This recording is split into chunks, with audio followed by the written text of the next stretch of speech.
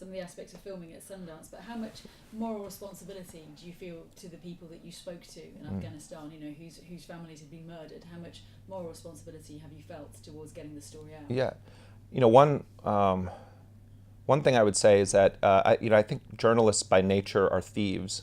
You know, you steal people's stories. You walk into people's homes and you act as though it's your right to have them relay to you or replay in their minds the most horrifying things that have happened to them. I mean, imagine sitting across from a man who watched his pregnant wife killed in front of him.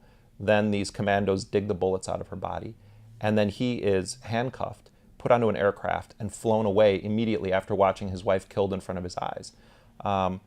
Why should I, as an American, and other Americans were the ones that did this to his wife, what right do I have to sit in his home and say, oh, tell me about that night when you watched an American soldier digging a bullet out of your wife's dead body so that they could say that they didn't do it?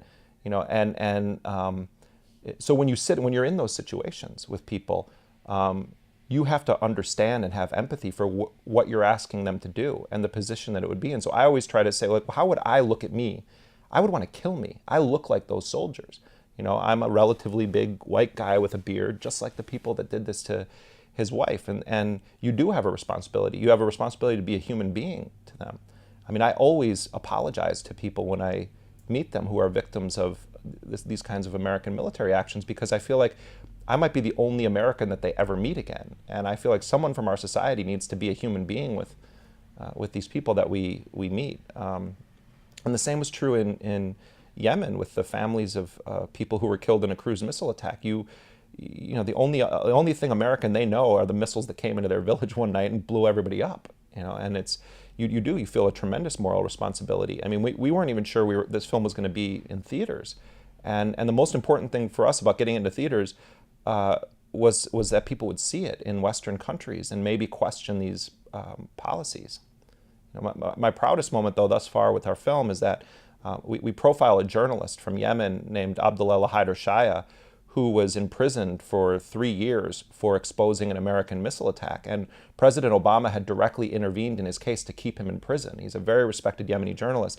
And I campaigned for his release. And it's, you know, every single event we did, from the premiere at Sundance to this day, we've called for his release. And he was finally released. And he sent a note saying that, you know, thanking us for the work that we did on his case. And I'm going to be going to Geneva next weekend to receive an award on his behalf, because the Yemeni government won't allow him to have a passport. But you know, we stuck with it. We didn't drop it, and we campaigned for his release, and he was finally released. So, you know, if in some small way the film resulted in even his freedom or contributed to that, then I feel like we did something good.